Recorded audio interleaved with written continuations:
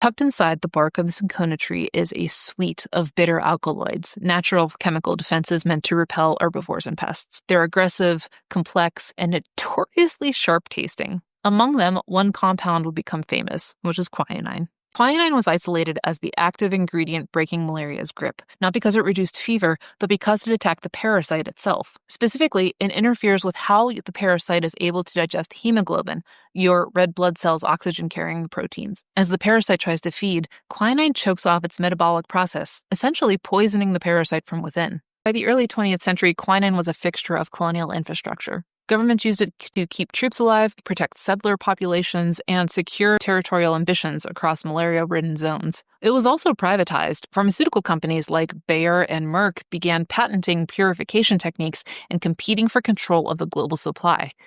But empires are fragile, and as war loomed over the horizon, so did disaster. In 1942, during World War II, Allied soldiers were dying, not from bullets, but from mosquito bites. Japan had taken 90% of the world's quinine supply. That miracle bark was gone, and with it, the only reliable treatment for malaria. At that time, behind the scenes, the US and Germany had already begun working to synthesize quinine, leading to chloroquine and hydroxychloroquine, lab-made substitutes that could be manufactured on demand, bypassing the tree entirely, which, if you think about it, is probably a good thing because it cut down on demand, thereby reducing the need to cut down cinchona trees on a wholesale scale.